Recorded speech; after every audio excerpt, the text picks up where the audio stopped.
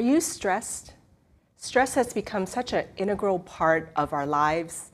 It affects our physical health, our mental health. So this month we thought we would talk all around stress management, well-being, and mental health. Join us on the CG Hour. Let's get started.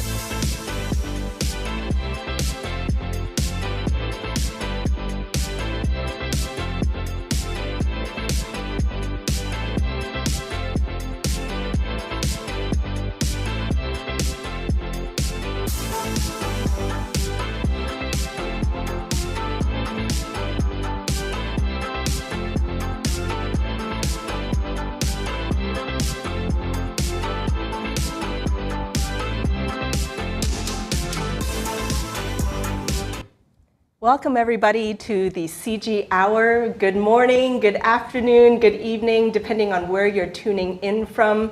We want to welcome you to the CG Hour, where this month we'll be featuring a variety of experts around mental health, stress management, and well-being. And that's going to be our topic for today as well. But first, let's see who's online and who has joined us. We want to welcome Irfan. Welcome to the show online. Ahana is on. Let us know where you're tuning in from. And please feel free to introduce yourself in the comments below. It's a great place to network and meet other people that are interested in these topics. So use that community in the comments to network with each other as well. So let people know where you're tuning in from, as well as to introduce yourself. And let's see who else has joined us on the show. We also have Matthew. Welcome, Matthew, from CG Infinity, as well as Adam Denias, as well as Yolanda. Welcome to the show. Thank you for joining us. My name is Fanny Dunnigan, and I am the host of the CG Hour. And this month, we're going to talk all about stress management.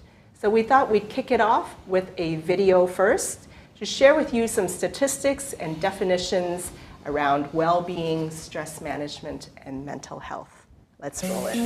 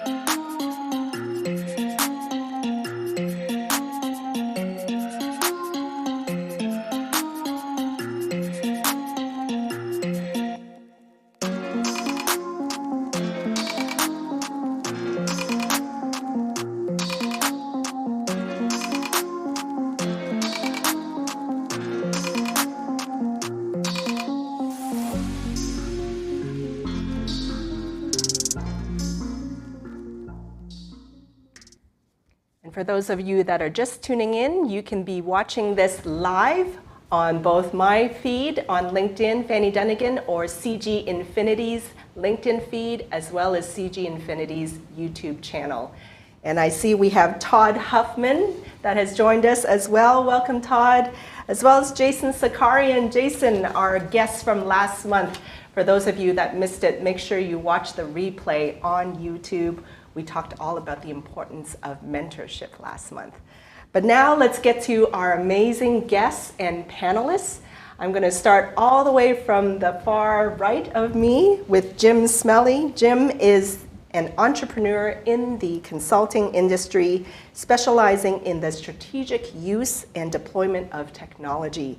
He's an author and board member at CG Infinity and has been a CEO for over a decade with a rich background in retail, energy, and financial services. Welcome, Jim. Thanks for having me. So excited that you could join us. And then the next person to my right is Monica Denias. Welcome, Monica. So good to finally see you in person. We've seen each other tons online, but never in person. Monica is a Latinx licensed professional counselor, certified rehabilitation counselor, and mental health coach in Dallas.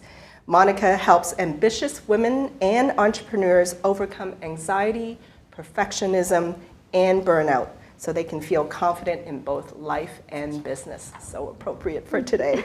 And Monica has been featured in Women's Health magazine, Very Well Mind, and Insider magazine. She is also the host of Cafe with Monica podcast, where she brings amazing entrepreneurs to cover all things life, mental health, and entrepreneurship. Thanks for joining us, Thank Monica. you so much for having me. Absolutely. And last but not least, to my left here, Amanda Kennedy. Amanda found fitness later in life and fell in love with bars 7 years ago. I've tried that a few times. It's hard. She has been an instructor and mentor for 3 years now. She loves how physical and mental health is weaved together. And as a mom of 4 kids, she has found fitness as a necessary self-care and wants to share that with all her clients. So welcome, Amanda. Thank you. Thanks for joining us. Thanks. So as you can see, we have a whole variety of thoughts and viewpoints and strategies and tips that we're going to get from consulting, mental health therapy, as well as fitness. So it's going to be a great show. Drop in the comments. Let us know how you're feeling right now. Are you stressed? Or have you found some great tactics for mental health? So what we're going to start first with is, let's talk about the problem. Let's talk about the problem first of stress, right? The statistic there in that video that you just watched, World Health Organization classified stress as the health epidemic of the 21st century. And it's just prevalent right now. And throw in the pandemic, COVID, supposedly recession's coming. I mean, all these factors, right? Why do you think we're so stressed right now, Jim? What are you seeing as kind of prevalent issues? I think it's all those things. There's all the big things that happen in our lives. I think our technology is definitely increasing our stress level. I realized I was on vacation just last week, and I was off. I was 8 hours off time zone from this time zone, and so my phone would buzz in the middle of the night, and I started to realize that my phone is a physical sensation of my body. Right? It buzzes. My mom, when I was a little kid, had no ability to buzz me to get my attention, but she does now. Sure. Yeah. She does now. She can buzz me whenever she needs something, and so can the people around me. And I could also see her on my phone, and I could see the people around me, so it's extending my eyesight as well. So I can hear, see, and feel things that are not anywhere around me. And I think that is contributing to our nervousness, right? Like, it contributes to this impingement on our nervous system because we're seeing and hearing all these things from all around the world. So this combination of the technology that's hitting us and the work life that's around us and the world seeming a little on fire sometimes, I think kind of all add up. And we can't ignore the fact that the real world outside of work does come in and hits us in the work world as well. It's like we're always on. Yes, right? yes, definitely. What are you seeing from your side, Monica? What kind of contributions to stress are you seeing? Internally, I'm seeing a lot of clients who are struggling with the need to be productive. In the pandemic, we were all at home. We were all, plugged in, like Jim said, on social media to feel the sense of connection. And that made it a struggle to not just be and enjoy outside activities and hobbies, and to connect with friends. So I'm seeing a lot of loneliness, a lot of sense of just disconnection. And I also see that clients are also struggling with identifying what their core beliefs are and how this affects them in the external world. Meaning, if they have a internal core belief of, I'm a failure, I'm going to fail at things, then how does that prevent them from doing the things that they actually want to do? Oftentimes I see perfectionism, all or nothing thinking that stops people from truly living out their life in alignment with their values. So yeah, those are all the internal stressors that I'm seeing around this time. It's kind of ironic that in our connected world, we feel sometimes even more lonely. Yeah. Right? Yeah. And Amanda, from your perspective, like you host tons of classes and people come to you to relieve their stress, right, through fitness. What do you think is causing their stress levels? Well, speaking from my small corner of experience, and tying in with Monica's point about our need to feel productive, I'm really lucky in my job that I get to spend an hour with people at the moment when they've set everything down for a moment for some self-care, because we are a society of producers, achievers, doers. I mean, I get so much satisfaction myself in crossing things off my to-do list and getting things done, but then we become habitually used to looking for the next thing to do. What are we doing next? And so we're constantly living in the future rather than the present.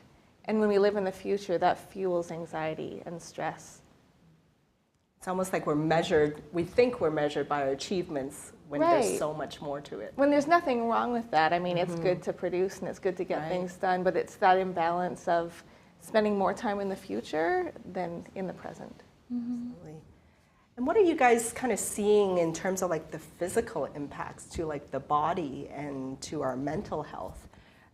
Jim, as you kind of work with a variety of people across your decades of experience, like what physical impacts have you seen from stress?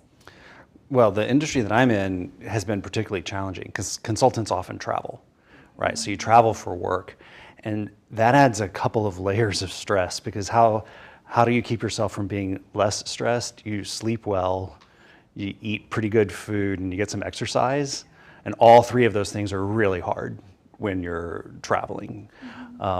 And so I think what you see is people who decide to do it for a career will find some way of adapting to that situation. So for me, when I was traveling really hard, my solution to that was yoga. And I would go to hot yoga because it was a consistent thing that you could find in any city that you went to, would have pretty decent programming, pretty decent class structure. You always kind of knew what you were getting into. But I think it's important that, especially when you have a job that's relatively intense, where you might be working more than the average 40-hour work week, it's really important to force those things into your schedule, to find time to do those, to give, you said the hour where you're finally taking care of yourself, right? Like to find that hour where you're really gonna go take care of yourself. I want to give a shout out to Volta in the audience.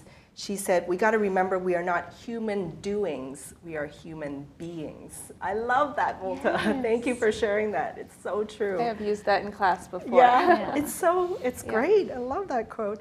What about you, Monica? What kind of like, from your perspective, maybe mental impacts are you seeing on our health from stress? Yeah, I think it's also just feeling like you have less focus time, less energy to take on social interactions, to be able to just deal with everyday stressors. I find clients, they're like, I don't have energy to do everything that I get to do on my business if after I have to cook for myself, I have to, groom myself, to create self-care. It just becomes like these things that we have to do.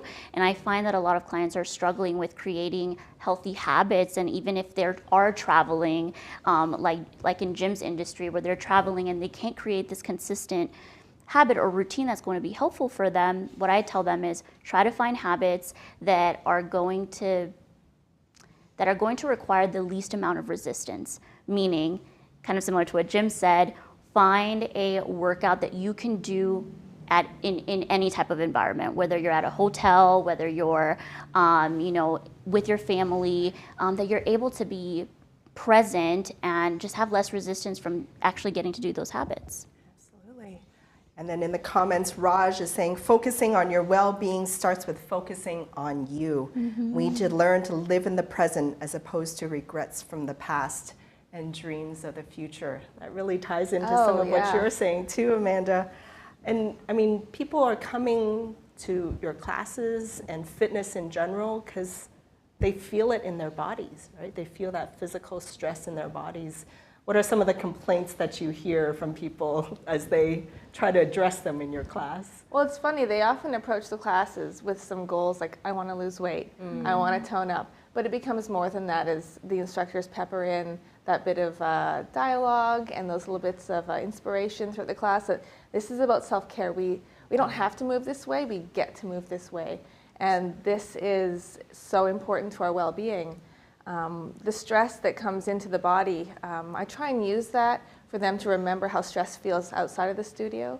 So when the posture or the workout gets hard, I just ask them to notice, relax your jaw. Are you clenching your teeth? Are your shoulders up? Roll them back down. Are you squeezing your palms? Relax. So just noticing how that stress manifests itself in the body. Because we forget, we're so concentrated on a task, we don't even notice our bodies anymore. And it's a practice, just noticing again and again and again. Absolutely. Jim, again in that video, they were saying the top 2 causes of workplace stress is workload and interpersonal issues. How do you see that manifesting at work? Yeah. Do you agree with that? Oh, it's almost certainly true. I mean, the interpersonal issues are hard for everyone. And workload, if you have a hard job, can be challenging. But, I was thinking about this like all the way back to school, all the way back to college. Imagine that you didn't get into the college that you wanted to. That would be really stressful. But imagine you did get into the college you wanted to. That's also really stressful. And then you go to work and imagine you don't get a job. That's really stressful. But then you get this job that you want. That's really stressful. And if the job is boring and miserable and slow, that's stressful. And if the job is hard and challenging and demanding, that's also stressful, right? All of those things can be stressful. And before we started, we were talking about being a little nervous about being on camera before this started. And we all started talking about trying to reframe nervousness into excitement. And it is easy to say when you're sitting here thinking about it, but nervousness and stress at work, if you can channel them into energy, productive energy, I think that they can be productive. What's really unproductive is when it becomes overwhelming, right? Whether either you're unable to do it or the job is structured where no one is able to do it. I had a job once that was extremely stressful. The person who had it before me got fired over it. The person who had it after me had a heart attack. It was a job that maybe was not designed properly, right? So sometimes there's something that you may not be able to overcome yourself, right? There may be something in the structure of a job. But I think a lot of times, if we can reframe the stress, it can actually help us be a little bit more productive, a little bit more on the game, a little bit more on point. Yeah. Monica, when people come to you, do you see a lot of like workplace interpersonal issues popping up into conversations? Absolutely, especially around boundary setting, around when to say yes and when to say no. And for a new entrepreneur, it could feel really hard to say no to opportunities because they're just starting off, they want to get their business off the ground, and they're struggling to really find the will to say no. And I think part of it is because they have that scarcity mentality that if I don't do this, then I will not have this. This opportunity is not going to come again. FOMO. Yeah. And so kind of like what Jim said about cognitive reframing, the ability to be able to take your negative self-talk and allow yourself to shift to more encouraging statements. You mentioned it too about instead of saying, I have to do this, I get to do this. So just creating that shift in your mindset, in the way you talk, will allow you to work on those interpersonal skills. Absolutely. We have Ilya tuning in from the UK, and he says, sometimes just sitting and slowing down to rest can be better for our productivity than doing productivity-based tasks. So true. Sleep and naps are super important. I know I like a good nap myself in the middle of the day. Amanda, I mean, it's not just workplace stress, right? There's home stress and family dynamic stress. Like, what do you kind of see in your field as well? Oh, I have clients with all kinds of exciting careers. I have clients who travel a lot. I have clients who are stay-at-home moms, caregivers. And I think it's like we talked about, that imbalance of giving, meeting other people's needs, producing, achieving. The stress that, back to what Monica had mentioned about reframing. I love that idea of reframing. And so when I have clients in my class and I try and reframe the hard things that we have to do versus the hard things we get to do. And so I know it seems insignificant in the moment when you're holding a plank, right? Like how can that translate to hard things in the real world? But when you just feel like you're about ready to give up or you can't do 5 more sets or 5 more reps, and I just start counting down when you've already told yourself I can't, and you're like, well, maybe I can. Then you've found your edge and you've pushed a little bit past it and you've found that moment of joy that like, I did that. And we get to celebrate that. It's those little mini successes. And I tell clients also, it doesn't get easier, you get stronger. And so during hard postures, we do a lot of holding at bar 3, just sitting in the discomfort. And so occasionally I'll just shout out at the end of a really long hold, this is hard, but you've done harder things than this. And I did have a client afterwards who told me, I got really emotional because she was going through a hard time in her life. She was going through a divorce. And when I called out, you've done harder things than this right now. You can do this. It touched a part of her that she was like, it spoke to her. That gives me goosebumps. Yeah. Thank you for sharing that. Now, Jim, you've had decades in consulting. You're making me sound old. Oh, okay, just a few. No. There are consultants that just thrive on stress, right? Like you're traveling, you're meeting client demands, you're doing proposals, you're doing presentations, you got to deliver the work, like all that. And like some people just thrive on it. Where do you kind of see the balance, and how do you juggle that between that thriving part of it and then the detrimental part of it? Yeah, I do think that there's some people who do really well on reasonable amounts of stress. But this morning, I was flying to Dallas this morning, and next to me there was a consultant from a different kind. He was an M&A consultant, I could tell, because he was displaying his PowerPoint presentation with all of the information for the client right next to me, which you should never, ever do on a plane. But he spent the entire flight emailing, working his calendar, editing a deck, and then a few minutes later I saw him in the line to pick up a car, chatting really frantically on the phone to somebody on the other end. He did not look like a happy person, right? He looked like a person who was worn out. It's only Wednesday of the week and he's already fried. But there were other people around me on the plane who were also doing some work, who looked like they took a few minutes to do a Sudoku, though, to relax. I listened to a Big Bang Theory for the 1,000th time, to kind of calm down. I think some people think that they really are good at handling stress. But if you started to peel some of that away from them, they would probably crash, right? The stress might actually be the thing that's just kind of holding them together to keep them from falling apart. I think you can't run that hot for that long without having some consequences in your life. Something will eventually give. It might be your health, it might be your mental health, something will eventually give. Monica, you talked a bit about, you're a therapist to entrepreneurs, right? So it's not just even delivering the work, it's building a business, the hustle, the grind, all that stuff, right?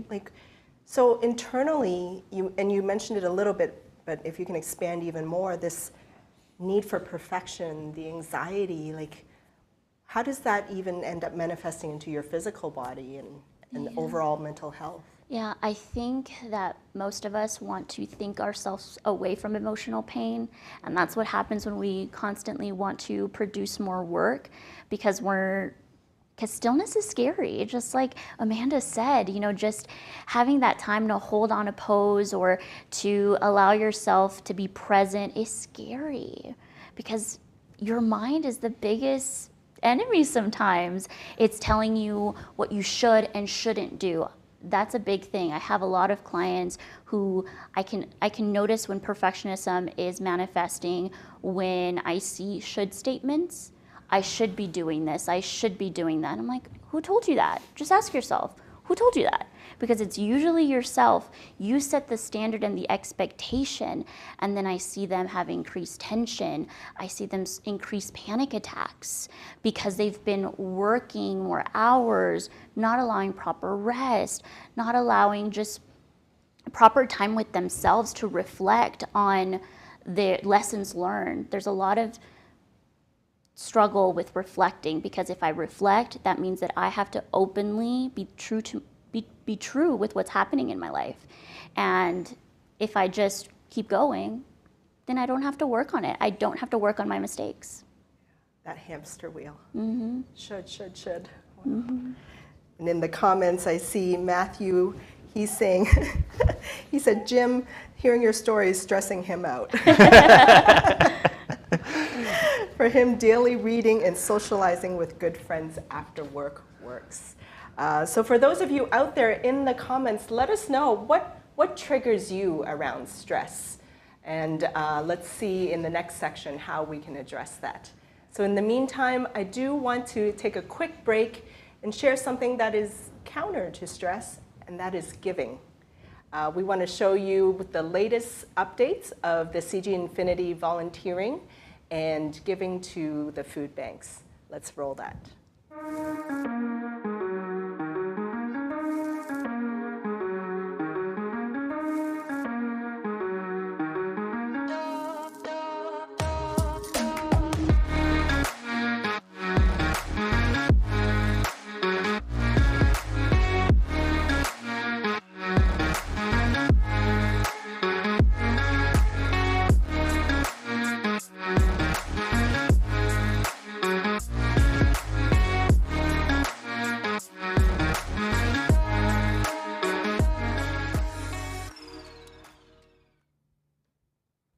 I still remember a decade ago, it's such a hush-hush topic to be talking about mental health.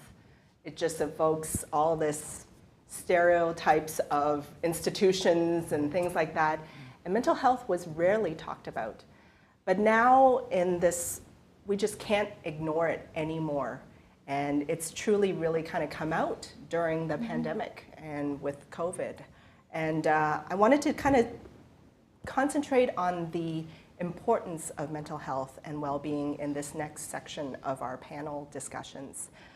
For instance, like Amanda, you mentioned that you don't just, carve out exercises for your students and your clients, right? You're not just telling them to do the physical side of things. Right. You mentioned you also kind of give motivations and inspirations and mini TED Talks, right? Tell us why you do that. Why is it important to kind of weave in that mental side of it to the physical fitness side of it? Well, number one, I'm really passionate about it, so it kind of just spills out of me. Love it. I started becoming an instructor because I loved the workout, and I loved, so the motto is balanced in body, empowered from within. And so say that again. Balanced in body, empowered from within. So important. I mean, you can take that so many ways, and we do. So when clients come in, I do say, I'm going to push you, but you get to make decisions. You get to say no, and no is a complete sentence. And so, because I don't know what they're coming in with, I don't know how they slept last night, what their weekend was like, what's going on at home. And so they get to practice, like I mentioned, that practice. They get to practice saying no. And I'm going to modify this posture, and I'm going to set my weights down, and I'm going to take a break and go get some water. And I encourage that, and I say, let's celebrate that. Like, stand up for yourself. And I try not to sound too cheesy, but honor your truth, you know? And that translates into life as well. Noticing, and like Monica, you'd said, you hear should a lot, and so you turn it around, like, who says you should? And so just asking yourself, like, who's in charge? Oh, I'm in charge. Yeah. No is a complete sentence. I want to sit with that for a second. I mean, that ties into your comments about boundaries too, right? No is a complete sentence. I love that. And Monica, like you're a therapist for entrepreneurs, right? And you live and breathe mental health, right? How have you kind of seen it transform over the decade and people being more accepting of vulnerabilities and weaknesses now? Yeah, I think it's also that therapists, other mental health practitioners have allowed themselves to be seen and to share accessible resources, because therapy is still very much not as accessible for everyone. And by being able to use technology to be able to promote accessible resources like tips on how to manage your stress, even this free resource for them to be able to understand their levels of stress, how to manage stress. I've seen that the more that I've shared vulnerable moments, or the more that I've shared how other people are feeling, the more people feel like they have permission to share. Growing up, I grew up in a Hispanic household, and we were told, don't air your dirty laundry. Like, don't share that. Like, that stays in the family. And I had to unlearn that. I'm just now unlearning a lot of things that my parents thought was healthy. And they didn't know, because it was brought up by generation to generation. And so it's important to know, like, where did I learn that from? The idea that I can't say no. The idea that I can't be vulnerable. And I also want to point out that vulnerability doesn't always feel safe, and that our past experiences have made vulnerability not feel safe. So just noting that it's okay to know that maybe some of your experiences haven't allowed you. So you just have to ask yourself, how can I change that?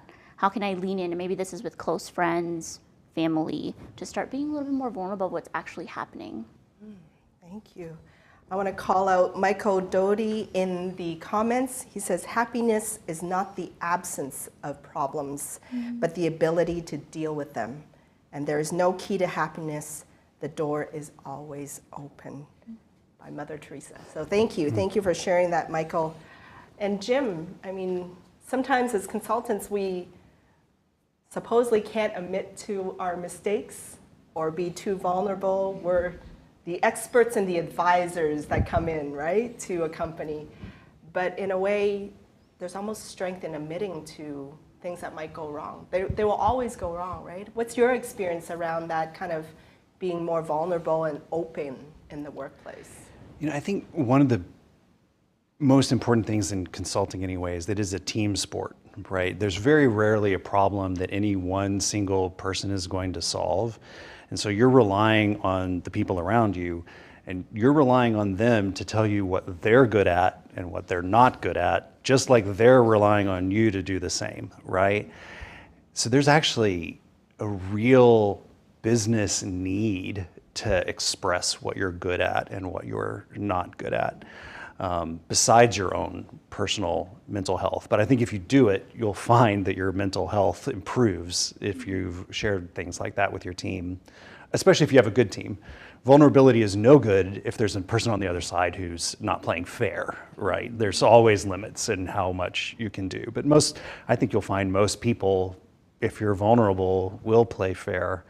And I really like what you said personally about should, what Monica was saying about should, but we have to be careful not to do it to others as well. I really don't like telling somebody, you should do this, you should do that. It's either that person's going to do something or they're not. Shoulding them doesn't really help them develop, doesn't really help them grow, and almost always comes with some kind of guilt. Whenever you should something, there's some layer of guilt kind of right underneath it because you're probably not doing it, you should do it. And that whole kind of attitude does not really help anyone at work. So many layers to stress, right? Yeah. There's the surface layers of work and deliverables, and then there's the the guilt and the emotions and the anxiety and the perfectionism also, right? Monica, you touched a bit upon social media, right? Like when I go on my Instagram feed, I see so many more self-help tips, mental health tips, and all that. But in a way, I've kind of lost track of what to believe and what's valid and what's, certified versus just advice. How does one navigate all that as the audience, coming from a therapist? Yes, I think it's very important to know that what is posted on social media is not going to be individualized to your own struggles. And so when you're looking at information, I highly encourage for you to follow therapists who actually put that they're therapists and that they maybe have their licensure number posted. It's some licensing boards tell you that you have to put your licensing number there to make sure that you're also letting people know this is I am a qualified professional, as well as keep an eye out for disclaimers. I have a disclaimer on my own social media that says this is not a substitute for therapy. This is educational resources for you, and use it lightly, right? And make sure that you allow yourself time to do your own research, because not everything is going to fit. And also, if you follow a influencer or someone that an inspirational person, someone of authority that you love to follow, just being, again, taking some cautious to what kind of advice they provide, because it is advice at the end of the day. It's not going to be particularly to your individualized problems. Absolutely. So filter it out. Look for those certified therapists. Yes. I want to call out Braden Daniels in the audience. Thank you for sharing this. Having a hobby that allows you to take your mind off the overthinking that comes with stress and anxieties is important. So true. Now, Amanda, you and I, when we were talking and prepping for the show, we talked about how you've kind of like allowed yourself to speak more openly about things, right? About sharing experiences, and you're quite passionate about it. Why the change, and why do you feel that that's so important? Well, again, tying into what Monica was talking about, being vulnerable. People in my past, every time they were a little bit vulnerable, it gave me permission, just inside, and it was slow. It's like they planted a seed. Like, oh, we can talk about this. Everyone's not doing okay. We're all just faking it a little bit. And from that, I was able to be a little vulnerable with people in my life to give them permission as well. And so the more I've been vulnerable with people, I've never regretted it. I noticed them open up as well. And it's just so important to talk about it, because like you said, it's everywhere. And it spreads. So if we can open the door, then it helps others. Yeah, it's funny, like my own issues with mental health and admitting to friends, like, yeah, I see a therapist. That gives them permission to like think about it for themselves. And then I notice people approaching me, even clients after class, like, you want to go for coffee? I would love to chat. You want to go running sometime? And just being open and vulnerable with people just makes you approachable, makes you accessible, and just levels. It takes down those walls. It takes down those walls, those barriers. Absolutely. Shout out to Rebecca, our very own. She says, I found power in being vulnerable. It helps me be a better friend and mentor. It helps me find the right resources and shows me the kind of person I am dealing with. So thank you for sharing that, Rebecca Poford. I want to kind of take this time to also collectively, like, what would be one thing that you think we can do to maybe spread mental health awareness? As we kind of maybe open ourselves up in our society, in our organizations, can you share something that you think would be a great way to kind of open those dialogues up across the organizations, or at home, or at work? What do you think, Jim? I don't think this is remarkable advice, but it's talking about it. If you have a challenge, whether it's a short term, sometimes stresses are pretty short term, right? I have a sick kid or a sick partner at home, talk about that, or it might be long term, right? So just having the conversation. I do think that the world is just more comfortable in having those conversations now than it used to be. Doesn't mean it's easy ever, right? Because you're talking usually about relatively tough stuff.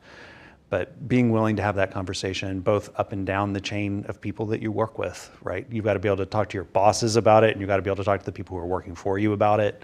Do you see that opening up in organizations? Yeah, I'm not saying it's perfect. I'm sure we have a long, long way to go. But yes, admitting you had any limitation at all was probably discouraged when I first started working, right?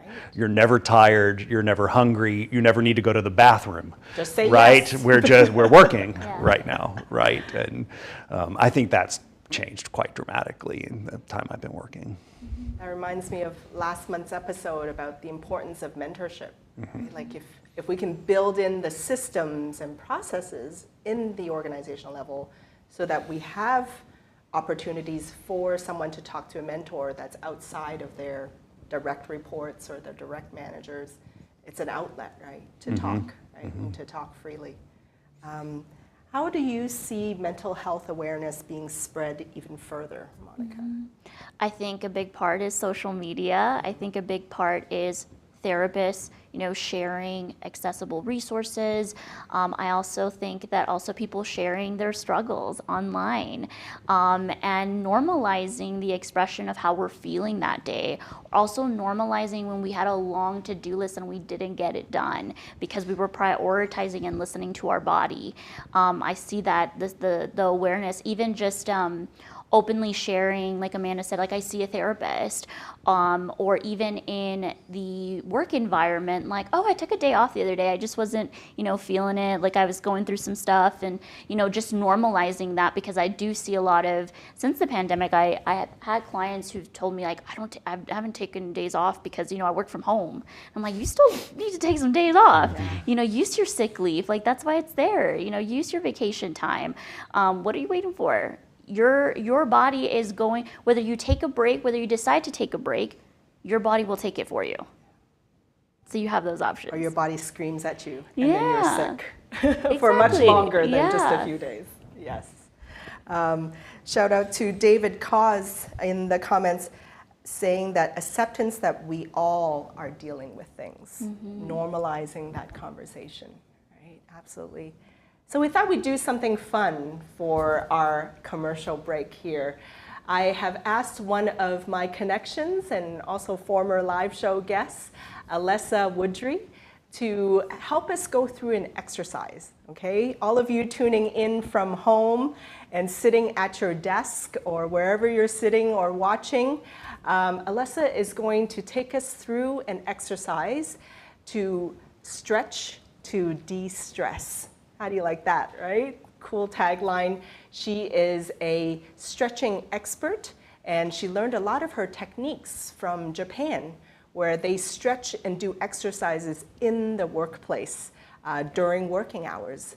So we want to roll this clip with you guys, and I invite all of you to follow along with these stretches, and let's take a little break here to stretch to de-stress. Let's roll it.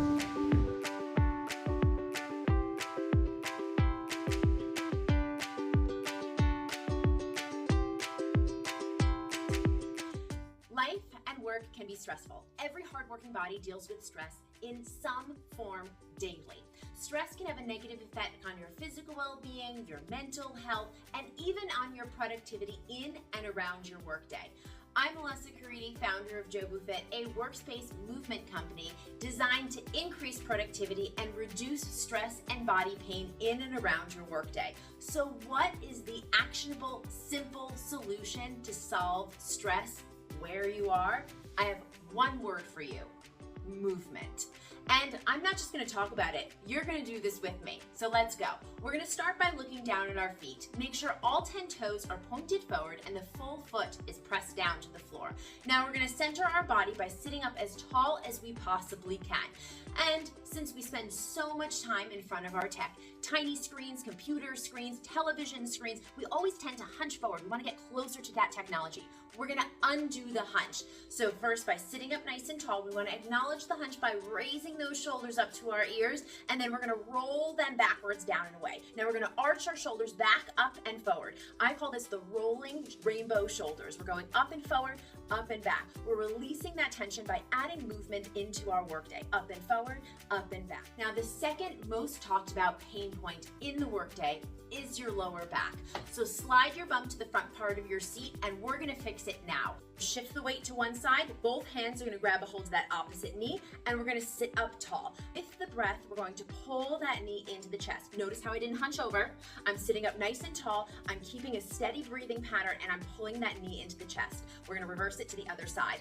Leg down, both hands, grab onto that knee and pull it up. We're releasing the tension in our spine, we're stretching out that lower back, and we're staying nice and centered so we can have a long, strong, and productive day.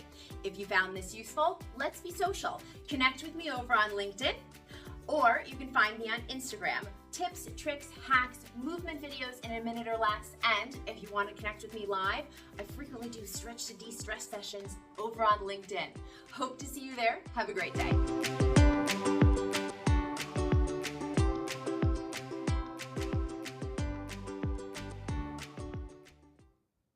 What do you think? Did you stretch with Alessa? All of us here did our stretches.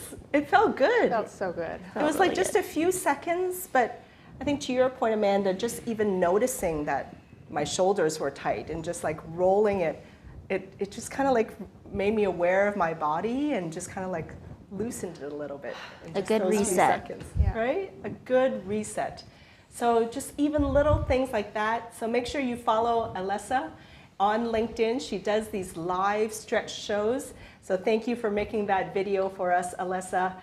We'll get Rebecca to do a link to Alessa's profile so you all can follow her and follow her LinkedIn live stretches. So let's talk now about strategies. Okay, we've talked about the problems and why it's so important to have that mental health and well-being.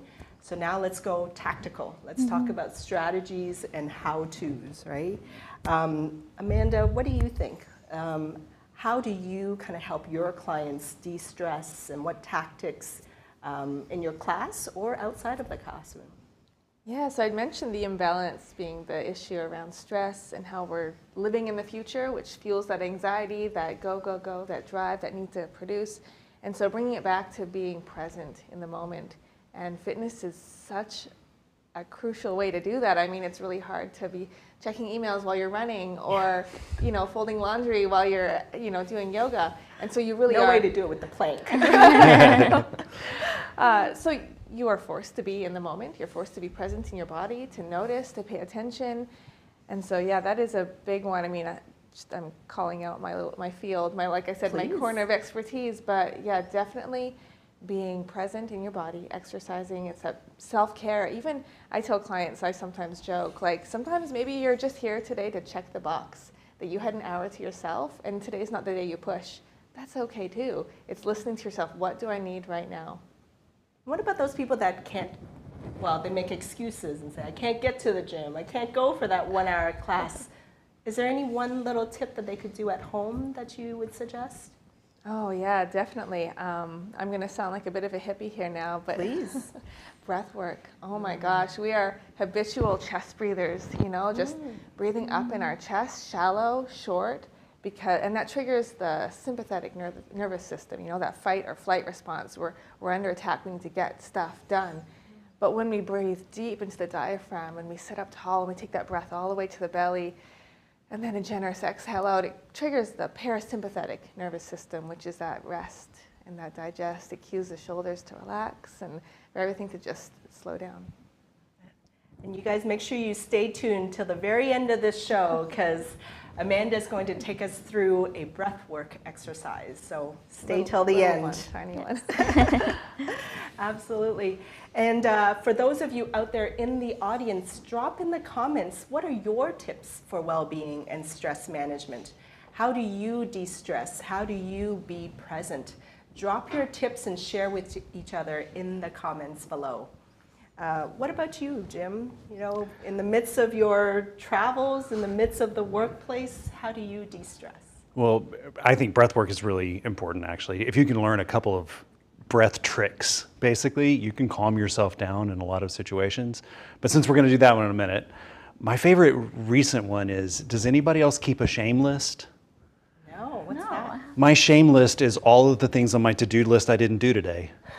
Right? So, and actually most of the things on my to-do list I probably didn't do today, so my shame list is longer than my to-do list. And I think that is for a lot of people.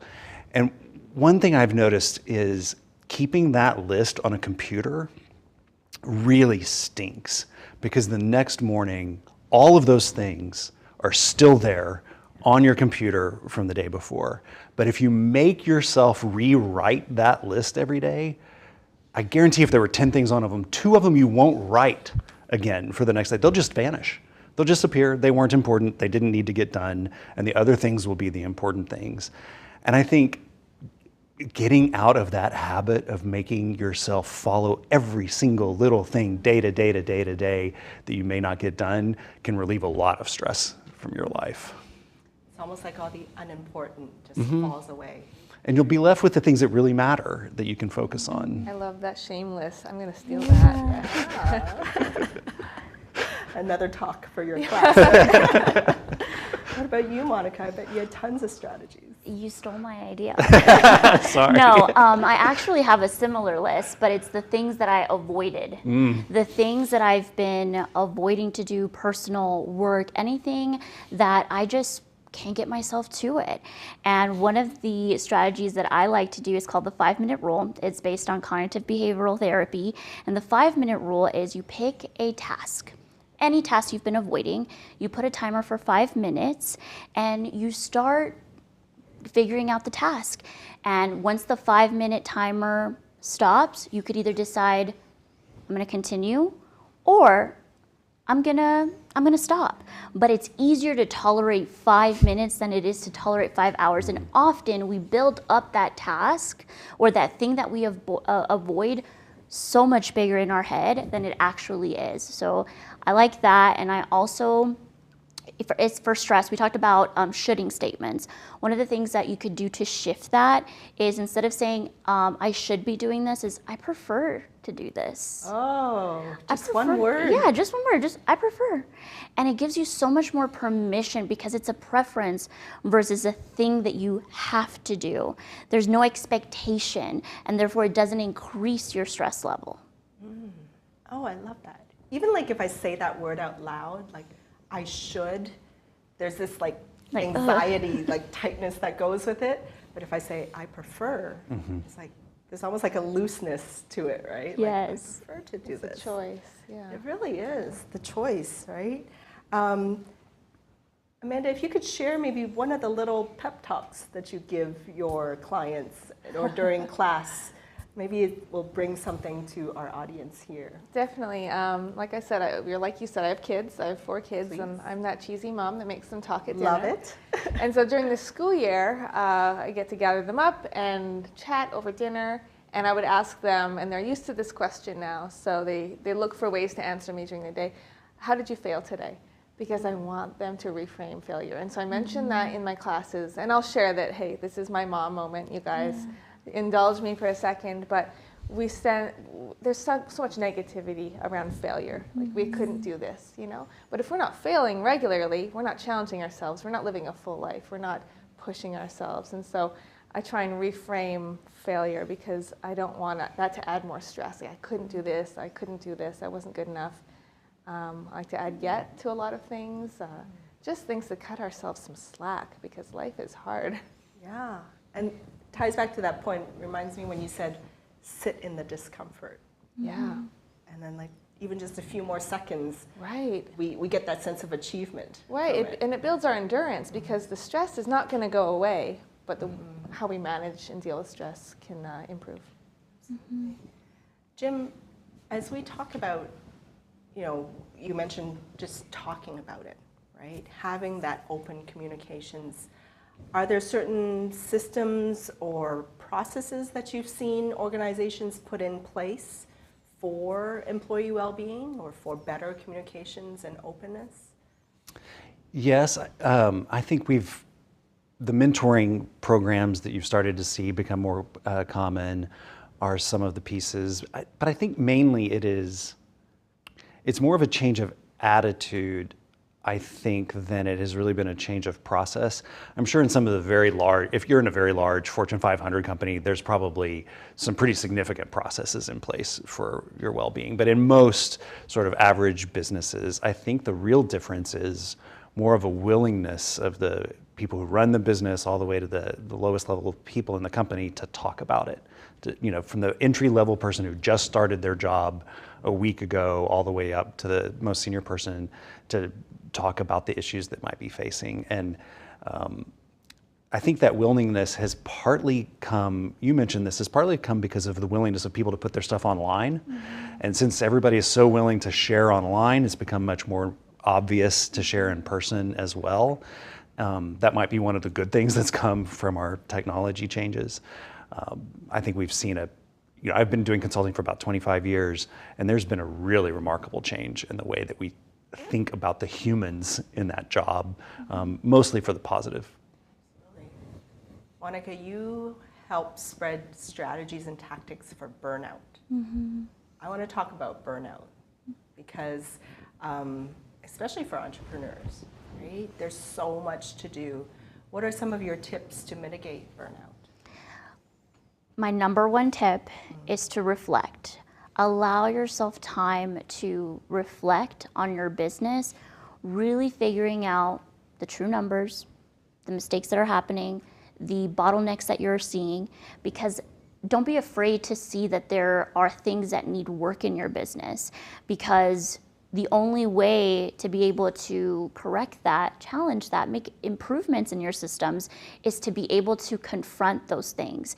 And one of the things that I like to do when I'm struggling with making a decision, because usually burnout usually comes from just unresolved stress when we don't deal it. So that's so important that at the end of the day, we ask ourselves, what are our open loops? What are the things that we haven't closed for the day? What are the things that we're still avoiding so that it doesn't bottle up into stress, which then leads to burnout. So getting yourself a check-in at the end of the day, what were your wins? What are the things that you want to continue working on the next day? And then when you're struggling to make decisions, what I do is a pros and fears list. Instead of a pros and cons list, you write all the things of your decision, why you should do it, why you want to do it, all of that stuff. And then on the fears, you write everything that's preventing you from making the pro decision, right? Making that decision.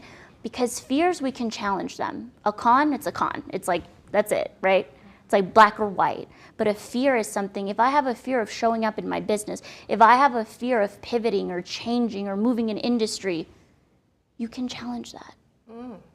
There's a way out of that. Yeah, I want to just kind of reiterate two things that just stuck in my head as you were talking. That burnout is unresolved stress. Wow. Burnout is unresolved stress. And so one of the things is to do a pro and fears list. Pros and fears. What a great tip. You all have to write that down. That's such an amazing tip. Pros and fears. And I love that tip too, because the traditional answer to burnout is go take 3 weeks of vacation. And that doesn't work. And it doesn't help because you come back into the same situation. The stress is still there. The stress is still there. That was really good. I want to call out some of the great suggestions we're getting from the audience. Jason Zakarian says in the audience, being in the moment is the last piece of advice you'll ever need. And he's a former yoga teacher too, turned consultant, right? It doesn't mean it's easy, but definitely an advocate for it. And Matthew loves your shame list there, Jim. I also want to call out Yolanda. She says she runs in the mornings to release stress. And Dolores Garcia, she walks for 5 miles. It takes her 1.5 hours every other day. But that's a great time to reflect, right? If you're going to be walking, reflect on that as well, right? So I want to quickly kind of do a shout out for next month's topic, before we get to the amazing breath work that Amanda is going to be giving us. Just want to let you know as we wrap up this show that next month we're going to talk all about sports and business. What are the lessons we can learn from sports and apply it to business? So that's going to be a very fun show with some key people in the athletics profession that will be joining us. And that will be on Wednesday, August 10th at 12 noon Central. So as we wrap up this show, I would love for Amanda to guide us through some breath work. All of you in the audience, please follow along. Nobody's watching. Let's center ourselves and let's go through this breath work. And we'll all do it together. All right. Okay, so get yourself comfortable. We want our spines long and our feet on the floor, and to really feel the seat beneath you. Take a great big inhale all the way up. And as you exhale, as you feel comfortable enough to close your eyes, maybe you just close your eyes, close them down. Take another inhale. On your exhale, start to unclench your jaw. Let your shoulders come down. Feel a little bit heavier in your seat. One more inhale all the way into your belly. Feel it rise. And then draw that exhale out a little bit longer than your inhale, really sinking into your chair. Start to open your eyes if you close them. Bring your shoulders up and down like Alyssa had suggested. And notice how that feels. Notice that you get to take that with you today. It's available whenever you need a little bit of stress relief. And open your eyes. How does that feel? You're good. Feel more awake? It's available to you. Yeah, that is yours to take with you. And I love that, like, just sink into your chair. Like, Yeah. really noticing that has helped me. And well, thank you, everybody. Thank you. Thank you, Jim. for having Thank you, me. Monica. Thank you, Amanda. Thank you to all of you in the audience. Amazing tips. I actually feel more calm now as it is just from like being in this panel and being in this session. I hope all of you feel that way as well in the audience. And just a final tagline for you as we give a shout out to the sponsor of the show, CG Infinity, whose mission is people first, driven to transform. So let's transform ourselves out of stress and into well-being. Thank you for tuning in, everybody. Thank you. We'll see you next month.